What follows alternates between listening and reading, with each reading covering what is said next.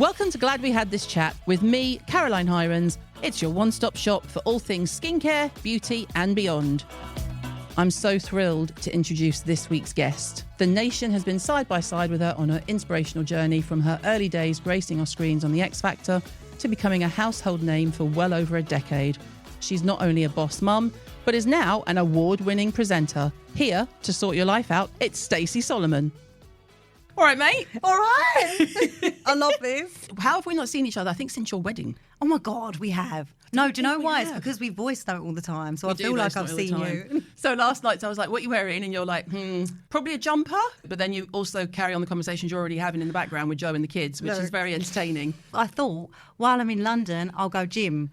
So I wore my gym stuff, packed a bag, forgot to pack the jumper for my outfit that I wanted and my makeup. So essentially, I just came here, didn't go to the gym, didn't bring any clothes. Didn't bring any makeup? No. Oh, I did. I went to Superdrug and got some cheap foundation and eyelashes and sat in the mirror in there doing my makeup. I bet they loved that. They wouldn't have believed it. They were like, is that Stacey Solomon in the mirror? I don't know. I'm not going to lie. At first, I was on the streets doing it because I bought the makeup, went outside, sat on a bench. Have a word. Well, then the Superdrug lady came out and said, come inside, we've got mirrors. So I went inside. You're like, oh, okay, because it wouldn't occur to you. No, well, I thought I've bought it. I can't just go back in there and apply it in there. It's not, I don't know, it's not a hotel room. But by all accounts, they don't mind. So if you're ever in a spot of bother, I love go a bit to of Superdrug. I do. It's got everything. I even got deodorant. I thought, great. Now I've got lashes and I won't smell like B.O. I mean, winner. Exactly. I made a real effort. Going to the gym, is this fairly new or...? It is new in the grand scheme of my life, but it's been nearly a year now that I started. I started by accident. Joe bought a treadmill that I knew he'd never use. What did he do that for? He would never use that. I moaned at him when he bought it. He bought it. 2 years down the line, that said treadmill was in the shed still, and the only thing that had walked on it were the spiders living there. So I thought, that's it. I'm cleaning it up. I'll give it a go. And if I use it, we can keep it. If I don't, we won't. Lo and behold, a year later, I'll go to the gym every day. And he doesn't. No, Jim doesn't. As in my gym, JIM. He'll be like, oh, you're doing well, love. And I'm like, you cheeky, patronising bastard. Get off your arse. Come on. He's like, do you want crisps? I'm like, don't be an enabler. No, Joe's a feeder. Yeah. But also he is really quite supportive. He's like, yeah, go gym. But then he gets annoyed that he hasn't been to the gym. But you're into it. I do. I really like it. What do you do? I do mostly weight training. I love a bit of weights. I feel like it's changed my life. Yeah. Like I genuinely feel like I don't look much different, although I do have abs on some days. I've got 2 abs, Stace. I've got 2 abs. Obliques. I've got 2 of them. Woo-hoo. I went, right, look at this. My trainer's like, all right. And they only come out on certain days, right? Yeah, if I'm bloated, they're not there. Yeah, exactly. If I'm due on, no abs. But I just feel different. Like I feel stronger, which is nice. I feel more awake. Yeah. I feel more positive. Yeah. For me, that side of it is the real benefit, and I do get a buzz after I've worked out. I can honestly say though, everyone, when I started that journey, cringe of a word. I hate that word, but I know exactly what you mean. I say the same thing. Literally everyone, when I started it, was like, you are going to love it, you're going to get into it, don't worry. But I still, every time I have to exercise, I hate it. I hate it, Caroline. I hate it. I even talk to myself when I'm on the treadmill. I'm like, this is awful. I can't do it. I can't run any further. And I think, what is that voice in my head? The endorphin rush is real. But you wake up like, oh, I hate this. I do hate it. I haven't learned to love the actual exercise part. I do like the feeling after. Tell you what I like anything upper body. Lower body, forget it. See, I'm the opposite way round. I love a squat. I love a lunge. I love a squat. But a lunge, forget it. It's not for me. You know what they say, though? Some people just aren't lungers. They do say that. That's going to be the lead strap of this. Some people aren't lungers. Some people aren't lungers. I think find something else. If you don't like a lunge, find something else. There's other things you can do. Do you think, because I'm guessing you finished having kids. No, I have and I haven't. You said that after Rose, and then you messaged you, and I went, what's cooking or something like that, and you went, a baby girl inside me, and I was like, wait, what? But even we were shocked at Belle, because we weren't planning to have another baby. We were definitely planning a break. Rex and Rose were only a couple of years apart, and Rose was like 6 months old. Yeah. But yeah, well, apparently you only need to have sex once. Oh, I know. And you'll get Trust pregnant. Me, I know. Yeah, that's hello. Literally. So we didn't know for ages because I was still breastfeeding Rose. Oh my so I weren't having God. periods, and like, you know, I still had my baby weight from Rose, so nothing had changed. But then When did you find out? Well, Rose had her first birthday and I had stopped breastfeeding, and then it was taking a while for my periods to come back, and I was like, God, usually I snap right back my periods come back. What is the age difference then? There's like 16 months between them. Jesus yeah. Christ. And then I was like, you know what, in the back of my mind, I think deep down I was like, I'm probably pregnant. But I didn't, I was in denial, I believe.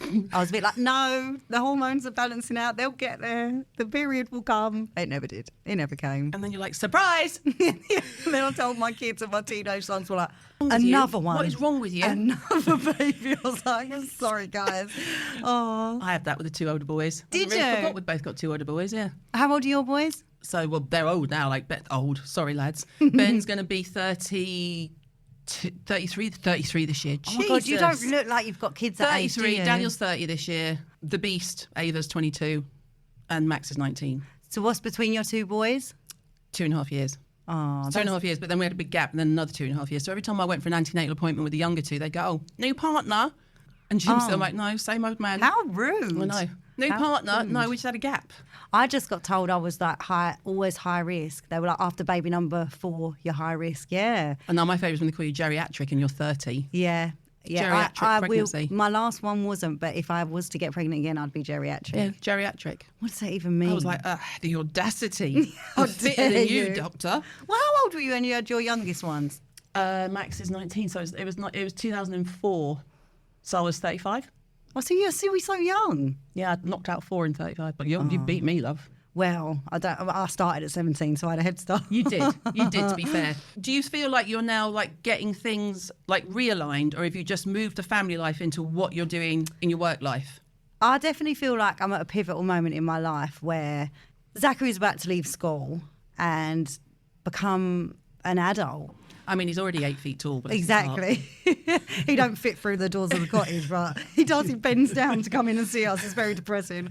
But I think I'm at a point in my life where I recognise that I've been really busy for his life. Yeah. And his life is at a really important point. Yeah. And my second son will get to that point before I know it. Yeah. And then I've got these 3 babies. Yeah.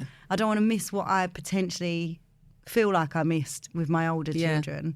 And I want to be there for my older children who I think need me now more than ever. They need you more in the teen years than any other decade. Literally. And so I've been battling with that in my head. Every year I have a team meeting with my agent and everyone on the team to say, like, what's your plan? What's your goals? Blah, blah, blah.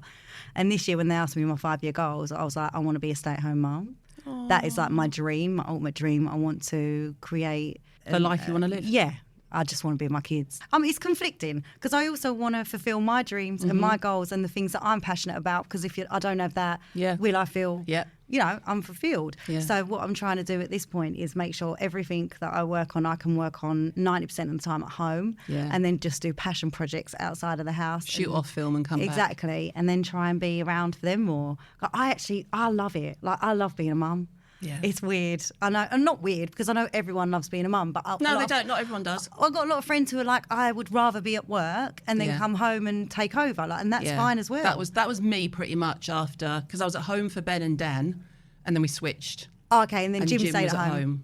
and then I went out to work. He was the park dad, the reading it in the bedtime. I'm the let's go shopping. Yeah. I'm that mum. Terrible. I'm like, but I'm also the disciplinarian in the family. Yes. Jim's absolutely, and I say this with love, useless. No, Joe is useless. Useless Joe until won't he's pushed turn too on. far. If he shouts, I'm like, oh, someone's going to die. Something's really happened. Someone's sold a kidney. Someone's busted a car. Something bad has happened. If his voice goes higher than all right, love. We're in a prison situation. Yeah, something's gone on. Like, get the police on the phone. We got one of those phone calls at like 5 a.m. once. Obviously, I'm not going to disclose the poor child, but I've never seen him move so quick. But the man sleeps like a sloth, and he doesn't move at any pace. It's like Jim's pace, and we're all working around him. But don't you think, though, that women, I'm going to say like us, because I think we are fast-paced women. Yes. If we had a fast-paced man, it would be a catastrophe. Yeah. Like Joey is so laid back, he's on the floor. Yeah, that's Jim. It's yin and yang. But we got the phone call. I answer it because obviously the phone's at my side of the bed because he won't even hear it. I go, are you the parent of? Yes. You immediately have you're going to pass out with the fear. Yeah. I've never he's upright, I'll say they. Where are they? Where are they? I'm like, could you just shut up? He's up, he's out. I'm like, where are you going? I'm the driver. You got to stay here with the kids. Like, what? What's going through your head right now? But yeah, I think we've got similar relationships Dynamics. and that dynamic. But like, do you do guilt? Do you get mum guilt? Yeah, I do. But as I've got older, I've got less mum guilt because I actually think, oh my God, I'm phenomenal. I'm a phenomenal mum. Thank you. Like, yeah, what am I you're doing? a phenomenal mum. And also, I think it's really good for our kids to see us living our best life. Yeah, agreed. And as long as they know it includes them, we don't disappear. Look, if you're the mum who loves to be out at work and I'm the mum who's like, oh, I love playing with sand and crap at home, they're both good mums. Yeah. I don't understand why one is better than the other, in my opinion. And I just think whatever phase of life I'm at, I might be this mum right now, but in 2 years' time, if let's say I decided to stay at home and never work again, in 2 years' time I might be like, I want to go back Tearing to your work. hair out. Does that make me a bad mum? No. It makes me a human that my children can see that I am still a human being, not just mum. I'm not a mythical creature with no feelings and no ambitions. We're human. That's the best part. It's like when they get older as well, like with the older ones, it's interesting because obviously they say you make your first mistake with the first kid. I'm like, as if you don't make mistakes with all your kids. Yeah, exactly. In fact, I think I did the best job with the first one. God bless that. Ben would disagree. Special. I actually don't know what I'd do with that Zach, and I say this because, and it's not because he's my favourite, although he is my favourite. No, he's not. They're all special in different ways, but I dragged Zach up. Yeah. Like we were in a situation and I was like, you are going to get through this situation with me and we're going to do this together. And I dragged him through life to make sure that we kept our head above the water. And I think that makes him a whole different person. If he ever sees me struggling or Joe struggling, he dives in for it, and he's so helpful and so in tune to what other people are feeling. So actually, I think sometimes what we class as mistakes or hardships or whatever builds, it makes them the character, incredible characters in our children. Because I've got to say, obviously the babies, but your boys are. I'll cry. They're like they are. I would use the word magnificent. Like, you see children and you think, oh, they're a bit of a knob. Like you do. And everyone lies. They're like, no, all children are special. No, they're not. Some are ugly. I'm sorry. You're like, oh. I've just this story about a midwife. And she said, it was what's her name? Emily Blunt said that when she gave birth, she was like, this baby is ugly. And the midwife was like, you've got a beautiful baby. And she said, are you sure? Very English in Beverly Hills. Are you sure? And she went, yes, you got a beautiful baby. When I say it's not a beautiful baby, I just say, oh, you had a baby. But your boys are like, they just give off an air of, we're good. We're chill. They are incredible. And, oh my God, Zach's wedding speech. You're like, it's not normal to be this eloquent when you're that young of an age. Yeah, and I feel like that is the testament to, if you think you're fucking it up, you're not. You're not. Like, if you love your child and you're doing the best for them, whether that's right at the time or wrong at the time or whether you reflect back and go, why did I? If your intentions are there and you love your kid, that's it. You're good. You're good. Yeah, you're good. And my big thing, I'm interested to see what you think. I haven't even talked about anything about your career, but we will. Is where do you sit on the discipline bit versus the friend? I think them things are just so individual. No offence, but my kid wouldn't want me to be their best mate. If I tried to say if I walked around with Zach and was like, oh, we're like best friends, he'd be like, get away from me. Don't talk to me. Don't you dare say that to anyone out loud. Don't look at me in public. But Rose will hold my hand skipping through the grass saying, you're my best friend, you know. But that's different, little girls, for sure. I am a disciplinarian and Joe isn't, and I do feel I'm not strict, but there's serious boundaries. Yeah. Because otherwise, how'd you do it? I've got 5 kids. It'd be chaos. It's literally like running Biker Grove. I've got kids hanging off me at every point. If I don't put structure in place, they're going to be wild. And don't get me wrong, they're feral and they run free and whatever. But there's feral. And then there's your feral. They're feral as in they're allowed to have freedom and have fun and they can play out and that kind of thing. Yeah, but there's definite boundaries. I think more around, not around like being clean or tidy or whatever, but more around like respect and empathy and thinking about other people. Please and thank you. Exactly. It's a good place to start. Exactly. Not everybody gets a medal. No. Don't get me started. Well. You're a medal giver. You're like, let's make the medal. Are you joking? I've got a real thing about, in schools they stopped doing winners for Sports Day. I know. And I just can't get my head around it. I brought medals to Rex's Sports Day and he was like, is that my medal? I said, only if you win. I know. Because you'll get a medal like if when you they win. stop doing that, I'm like, I'm telling you now, there better be a Nan's race. Because I'm going to win. Be able to win it. I'm winning. I'm bringing my runners and I'm going to win. It's outrageous. My dad used to say to us, a good loser is a loser. You should be upset if you lose, and then you should go back, work harder. And win. A good loser is still a loser.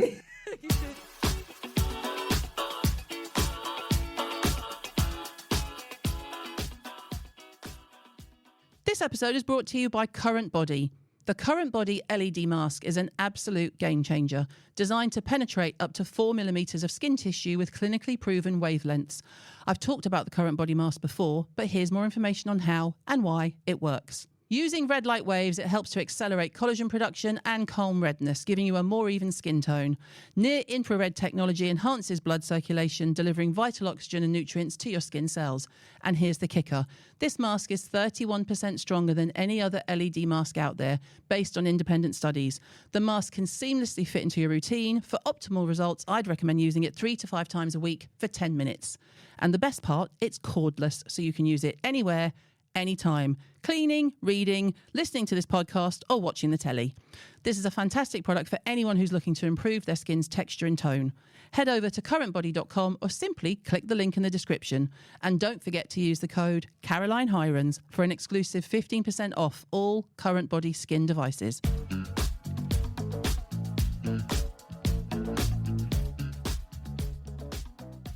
So when you go to your dad and you say, or in your case, your stepmom says, this one is knocked up. Yeah. How does that go down? And then how do you go from that to, I'm going to do X Factor?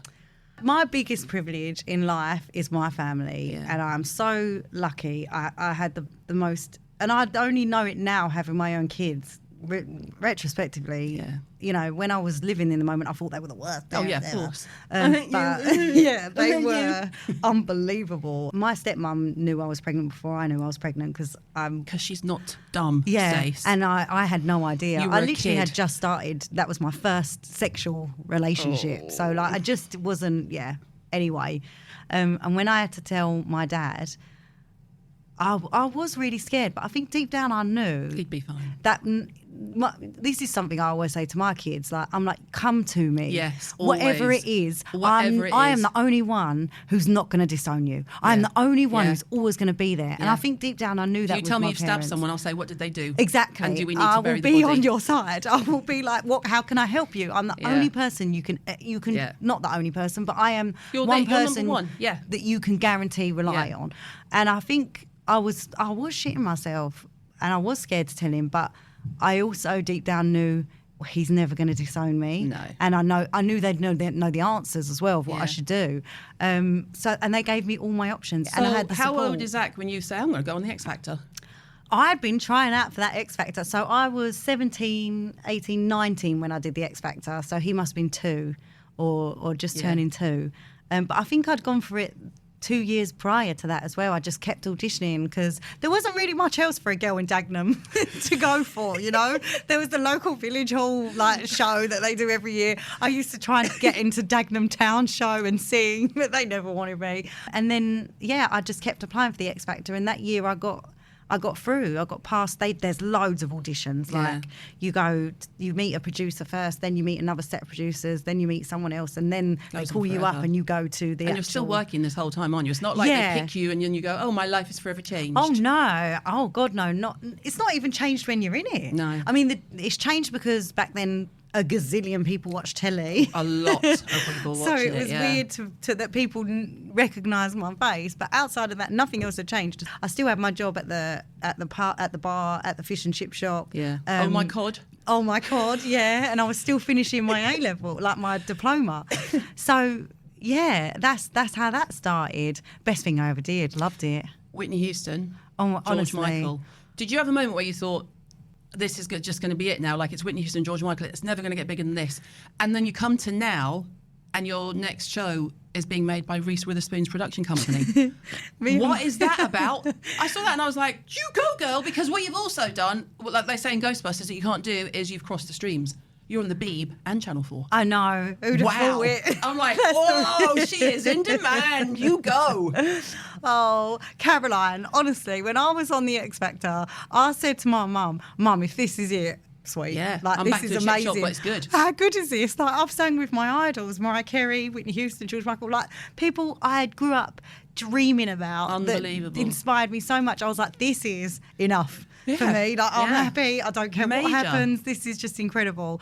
And then it's really funny because so many people say when you're starting out, oh, don't do that and don't do that one. That's not cool to do that. That's not cool to do that. No. And I was just like, I'm doing it I'm all. doing it all. You're not going to I'm tell doing me it I'm all. not doing Yeah. it. Because who am I? I Yeah. am nobody from Dagenham. Not one part of me was going to hold back from anything, whether it made me look less of my career, whether it didn't make me look cool, whatever. I didn't care. I was like, I'm taking it all because you don't know if those doors will close tomorrow. You don't know if this is the last thing I'll get to do. So Yeah. I'm doing it. And I just gave it my everything, my absolute everything. And I have been lucky. And I know people say, oh, it's not luck. Ugh.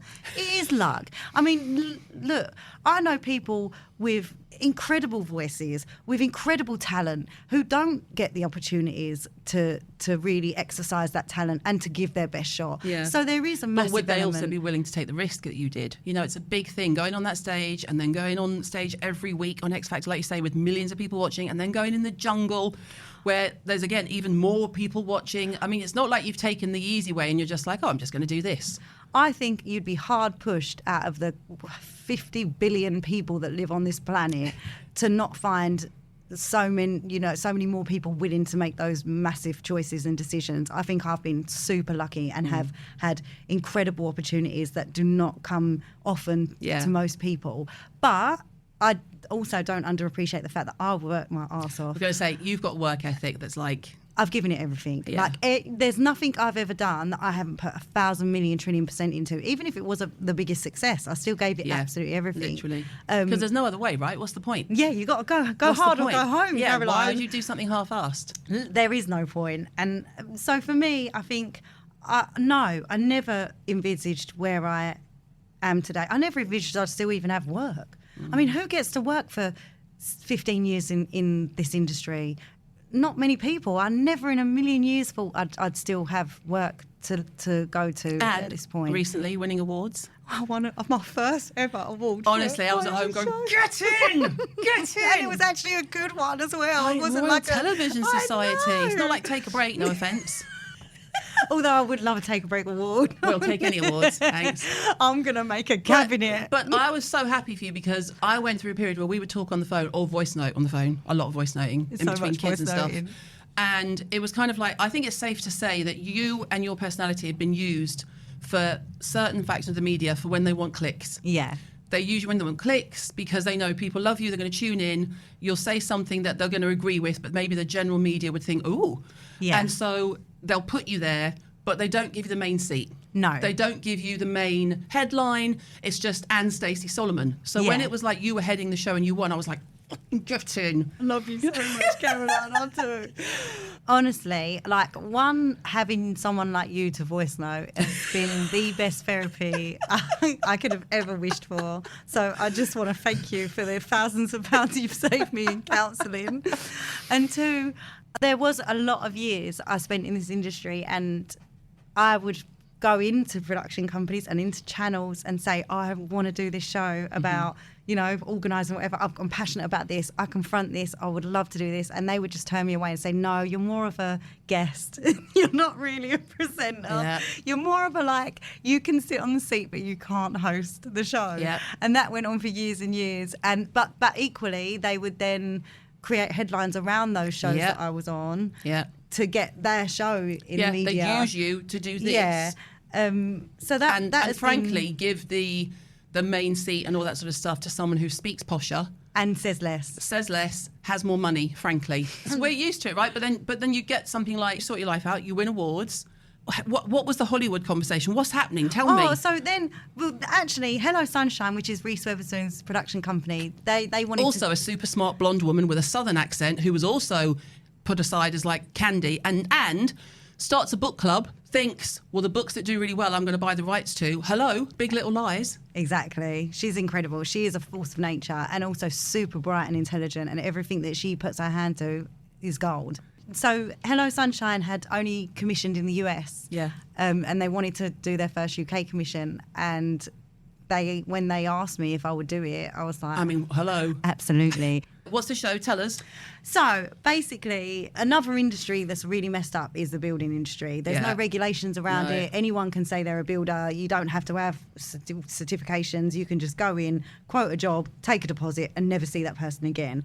So we went around the country finding people who had started projects and got screwed over. Yeah, basically, or just found themselves in a position where they were told it was going to cost one amount. It actually cost so much more, so they've only got to like a tenth of the way through. And some of the stories were heartbreaking. You know, some of these people would try to start new lives because they'd had massive traumas, and these people had left them in rubble, basically. Yeah, bastards.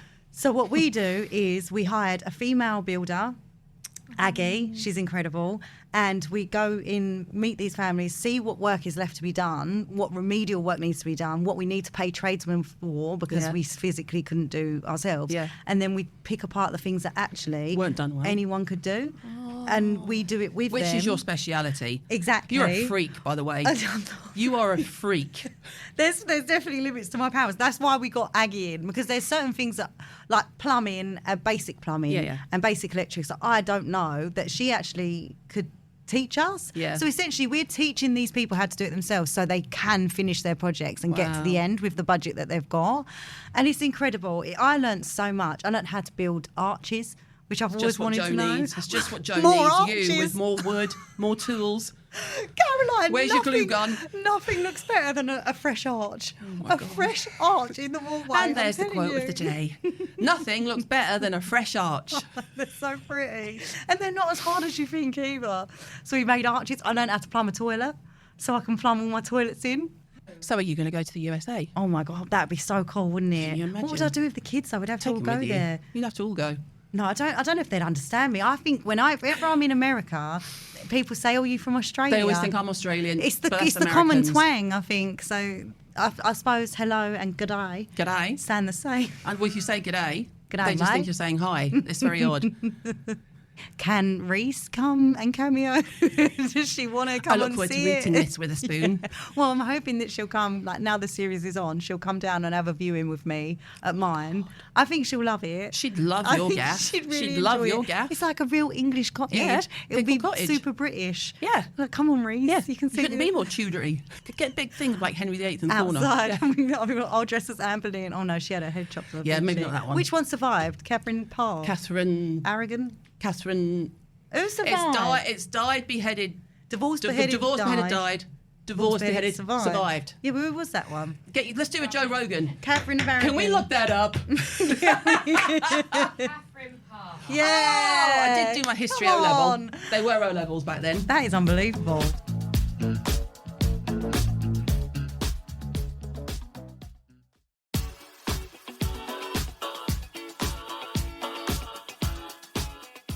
So, talking about getting one and jumping in, rehab.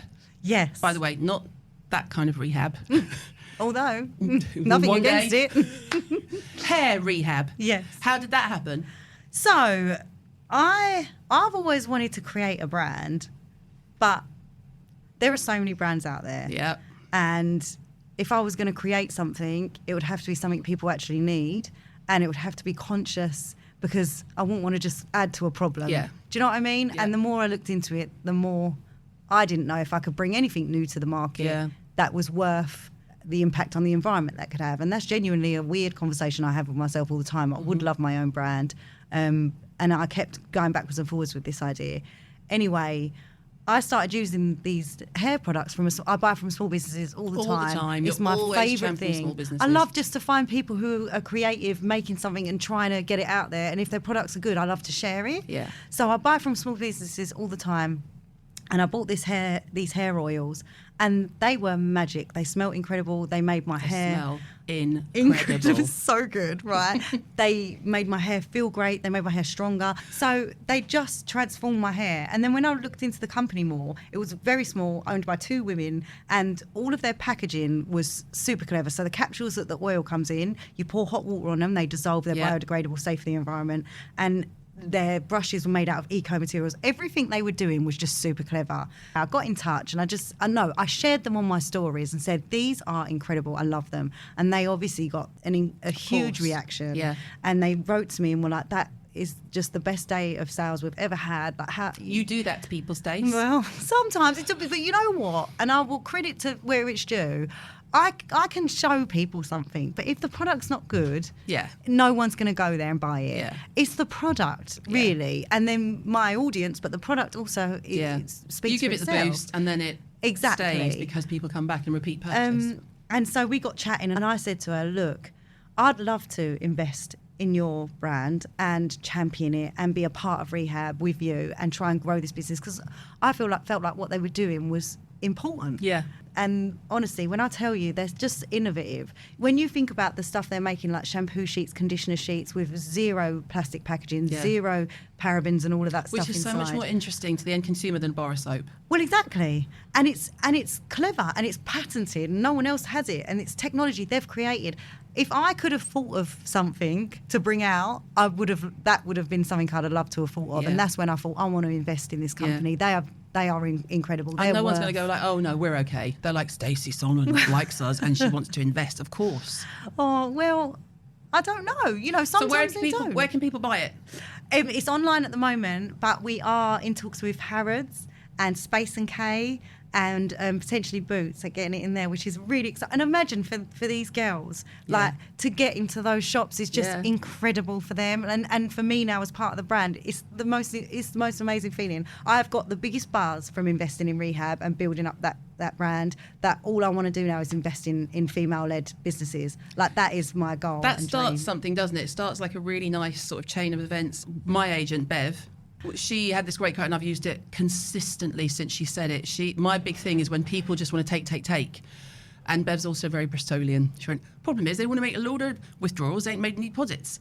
That's right, Bev. So it's like, make as many deposits as you can, and eventually you can start to withdraw. Well, exactly. And then you can withdraw comfortably, and then when you withdraw, you can push out and bring other people in. Bring them up. So Rehab will like be over here. Anything else? Are you going to be picking up a mic anytime soon, or are we singing at home for fun? I have to sing for my grandma once a year. She's already booked me in. Fine. That's about all I'm going to do in the singing career. And then TV's also going to be a small circle, and all providing I'm lucky enough to carry on doing it, Caroline, because you know what this is like.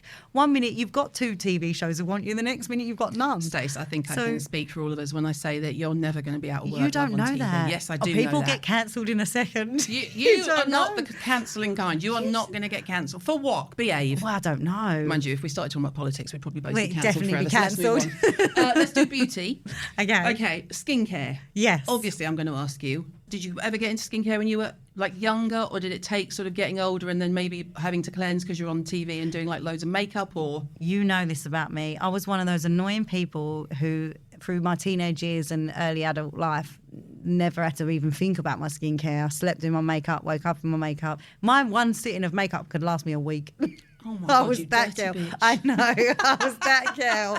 And then the first time I spoke to you, because I got adult acne, I don't even know where from, and I'd bought your book and it changed my life, and your advice literally changed my entire skin life. And I was really upset about it because it was something I'd never experienced, and I felt like an adult with a problem that teenagers generally have.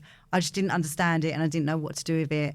And you taught me so much that I didn't realise there was so much to learn about your skin, and that's not even... You don't need to learn until you have a problem. And now I don't sleep in my makeup anymore. It's a like miracle. Literally, if I go to bed with my makeup on, you are in the back of my mind before I get in bed with my husband. I'm like, why am I imagining Caroline Hirons right now telling me I'm off? getting in bed with my husband and there's Caroline. No, I've got to go wash my face, Joe. Sorry. He's like, are you in the mood? I'm like, hold on, Caroline. I've got to wash my face. Caroline's He's like, Caroline, what are you doing that for? What's she doing here? Why is she here again?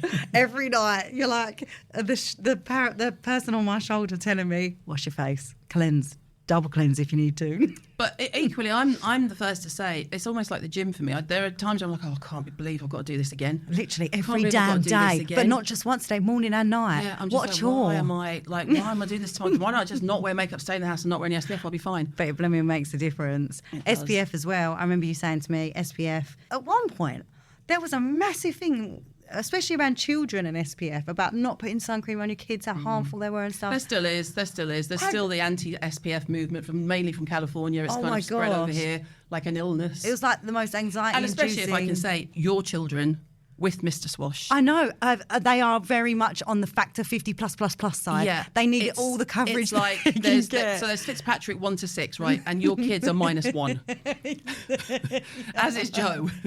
You're a bit more olive. I'm all right. But those babies are all ginge. They have got to be protected from the sun. Honestly, Caroline, I went through a phase where I was like, because of the whole sun cream people, bashers, I was like, what? We're just going to have to stay inside, guys. We have to stay inside. We can't go out. We have to stay inside. Like, SPF is dangerous. Your skin is dangerous. Like, we can't Everything go is out. going to kill us. Everything will kill you. I felt like getting a tinfoil hat and sitting inside my kids. And well, then that's what they make you think. It's like this kind of conspiracy theory around beauty. Yeah. And obviously it does my head in, but obviously the sun is wonderful. We all love it. Who doesn't love the sun? I'm craving the sun. We've had rain for months, you know. But you just don't let your kids go out on a beach at midday with nothing on. With nothing on. Yeah. Or, you know, it's just like, just protect them now so that when they get to our age, my age, I keep saying I'm clearly old enough to be your mum, but when they get to my age, they're not trying to fix sun damage that comes up on their neck. You're not that old, Caroline. Well, I'm 54, Stace. Are you? Yeah. I'll take that, are You're you? the best advert for skincare. Grandmother, I'll have you know. My Not that I God. don't mention it every chance I get. I've turned Would into you one have of those other people. stuff? Because now I'm at the age where I'm like, right, shall I get Botox, fillers and stuff like No, that? you don't need any of that. But would you? I've had some in the past. I haven't had any in a Does while. it work? Oh, yeah, it works if you want it to do what it does. But I'm like you, I need my face to move. Yeah. I can't do the surprise tambourine in a wind tunnel. I think it's unfortunate for us because we've shown people our true selves. If we get it done, people will notice. But do you think that skincare products can do what Botox? No. No, Nothing can. But what you can do is use like SPF from the start. And when I say SPF, I'm not telling people to coat themselves head to toe in SPF 50 every day. Obviously, and people are like, you need to get vitamin D. You still get it from your hands, the top of your head, your arms in the summer. You know, I'm just talking about your face for aging purposes. I'm being quite vain, if I'm honest. You know, yes, skin cancer. Yeah. More importantly, but also for vanity reasons. Because, you know, especially with women, if you've got hormonal changes, which we nearly all do, you're going to get melasma and pigmentation and things like that. And that's just so much easier to prevent than cure. Yeah. That's then the it's difference. lasers and stuff. It's just like it's easier to stop it happening than it is to fix it once it's happened. So the skincare comes in kind of in the middle. But if you want to change your face structurally, you need invasive. Oh, okay. But you don't need to do anything to your face. No, I was just thinking like the lines are getting heavier. Do you know what I mean? I was like, well, Well, you've got a vitamin A in your bag down there, babe. You'll be all right. So that'll get rid of it. No, it won't get rid of it because Botox in a bottle isn't real. It's just a marketing spin. But it will help. But, what about those people that are doing that weird thing where they put tissue on their face and it dissolves into their, I don't know what it is. Have you seen it? You've seen it, right? Everyone's putting tissuey things on their face. Caroline, you've got to look it up. And they've got a wrinkle. They put this tissue stuff on their face, but it like simmers into their skin and the wrinkle is gone. God. And you will look 20 years younger. Yeah, but you won't because gravity's a bitch. Whether this woman, she looked like really old and then she said she started massaging her face and now she looks like 12. You don't need any help increasing the blood flow because like me, you don't shut up. So you're fine. But that's another problem. You're moving. I'm going to age like a prune because of my expressionisms. So when people make silly claims on pack, it does my head in because I just go, well, the product can't do that. Yeah. You know, and don't lie to people. What about diet? Do you think that's got a massive part? Yeah, diet does. Yeah. It's not so much like you can tell if someone isn't taking care of themselves because obviously my other thing is I don't want to put judgment on people. I only started really taking care of myself last year. I'm 54 for God's sake, you know. Smoking, drinking alcohol, not the best idea. And especially if you're peri-menopausal or post-menopausal, forget it. Your liver just goes, I haven't got much estrogen, so I'm not going to spend any energy breaking down that alcohol and you're going to be hammered for days and you're going to feel like shit for 2 days afterwards. Yeah. So you're just like this. And it's shit. It's awful. So taking care of yourself shows on your skin. It's the same way, like, you know, someone goes, oh, you're right, you don't look very well. It's because it comes out because you haven't been weight, baby. People say that when I don't wear eyelashes. They do. When I don't wear them, all the school mums go, you're right. Cheeky cows. Yeah, no, it's because I do look like a small boy with maybe like some kind of deficiency. Because I've got no eyelashes. It's true. A small boy with maybe some kind of deficiency. Yeah, like maybe like a calcium or something. Like, well, why has she got no, life in her eyes? So for me, yeah, to your point, that is like if that's your thing when you look in the mirror, then that to me is ultimately what beauty should do. It should be about what makes you feel better about yourself. Yeah. It shouldn't be about trying to pitch for other people's ideas of what's beautiful. Yeah. You know? The best beauty secret ever If you give one piece of advice. Oh, God. SPF is probably the best. In skincare, which people don't want to hear. No, because they're looking for like a magical cure. There isn't one. That must be so concealer, hard. a good foundation, something that gives you glow. Because the older you get, the more yellow you get. What? Why? You just get more. You don't Go have back much, to like that baby jaundice you stage. just don't have as much pink in your cheeks and stuff, and that's why. It's really upsetting, isn't it? But Age. you just go with it. It's all right. HRT changes your life. It's fantastic. What? So right, was you scared to go on that? No, I couldn't wait. No. I was like, okay. I'm ready. right now. I mean, it kept me out of jail. Did it? Oh, I had one moment of rage on Hammersmith Broadway. Where What was your PMT like? I didn't really get bad PMT. Oh, see, I get really bad PMT. so you'll like, probably suffer with. That's what I'm thinking. I Yeah. know, like my mood tells me exactly what's going on with my hormones. So this is how it goes for me on the cycle. Period. Fine. Yeah. Like a little bit agitated, a little bit tired and lethargic, but that's 5 days. Then week after period, I'm the best person I'll ever be. Yeah. Like I'm just such a nice person to the point where sometimes I think, oh God. Everyone's so lucky to know me. Everyone is so lucky to have me in their life because I am just the best person ever. Week 2, I really like Joe. So like 2 weeks after my period, I'm like, oh, I like my husband. He's just so funny and attractive. And that's when babies happen. This is when my brain goes, danger, danger, fertile. Your egg is at the peak moment right now. You don't like your husband. That's your animal instinct. 3 weeks after, so a week before, hell. No one wants to be near me. Everyone in the house, even my old teenage boys, know that I'm due on. And I'm either going to go one way or the other. I'm going to be absolutely on edge, angry, and shout at everything that everyone does and the life around me, or I'm going to cry just profusely for 5 days and be like, oh, I just don't know why I'm crying. Then I'll just pull my pants down. I'm like, oh. How were you when you were pregnant? Crying? No, I was all right with my pregnancies. In fact, I think I'm most hormonally stable, pregnant or post baby. I had really good pregnancies in terms of hormones. I wasn't that batshit. I'm going to be menopause batshit. But menopause batshit. I know it. I had a moment on Hammersmith Broadway where I turned in Sharon Osbourne. I cut up someone. It was my fault. He went like, you idiot, whatever. And I leaned out the van so far that I could have reached into his cab to get him. And I was like, you faggot. And Ava was in the passenger seat on her phone, obviously.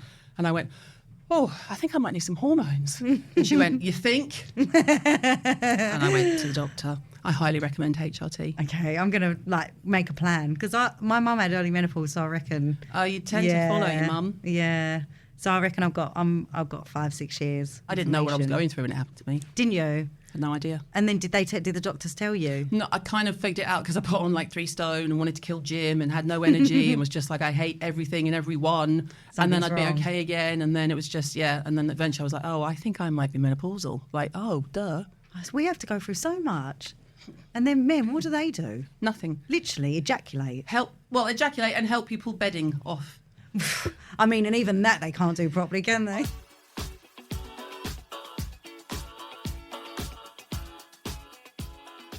Instagram really, I think for you was just like this. It was like we were in your world with you all the time. And you still do it so well. Do you think that's been like a catalyst for kind of keeping you here? Without a doubt, Instagram has been a whole new lease of life for me, and the people and the community I've built on there are so special, and I wouldn't have a lot of the opportunities I have today without that app and without that community. Showing how handy you are with a glue gun. I love a glue gun. I've got 17 glue guns. I should sort my own life out, really. I can honestly say I've got more from Instagram as a community than anything else I've got from Instagram. I genuinely enjoy the interaction. I like that world and having almost like friends on there. It sounds stupid. And sometimes I think if I'd have heard myself saying this 10 years ago, I'd have been like, what a weirdo. She thinks these people are her friends. But I do. I feel like, especially in lockdown, I felt I had connections to the outside world whilst being locked in my house with like-minded people who wanted a conversation, and it's been the best thing for my mental health. And I know that you have to learn to navigate social media properly because there are so many reasons it can pull down your mental health. I just think if you give it oxygen, it flames. Like literally just like a fire. What's the worst they can say about you? I mean, I'd say if I want to be called a fat slag, I'll talk to Jim. Literally, like, you can mock my appearance. Do you know what the most trolling I get is? That's an advert. I'm like, yeah, it is an advert. Are you joking me? I've been given opportunities to get these brands. Do you think I'm going to say no? Do you think you'd say no if Primark said you want to create your own children's range that you can design around your children? You'd go, no. No, not for me. No, get down off the cross, Doris. Get out of here. Yeah. There's that, and then there's you look like a horse. Oh my God, it's like growing up with my sister. Well, that's not going to do anything to me. There's nothing you could say that will upset me because there is a billion people on that platform this side, that are like, love that, good for you, go get it. Well, I'm glad that you are who you are and have created the community that you have. Thank you so much for coming on, and I love you, and you are just like phenomenal, and your family are immense, and no one deserves it more. Your hard work is just everything about you, and every success you get gives everyone so much joy. I love you so much, Caroline. Thank you for having me. Honestly, this was so fun. You can hear much more from our chat this Wednesday, so make sure you tune in. Send your questions to pod@carolinehirons.com. Until then, I'm glad we had this chat. New episodes are available every Monday and Wednesday. Follow or subscribe now on Apple, Spotify, or wherever you get your podcasts. Glad We Had This Chat is produced by Wall to Wall Media.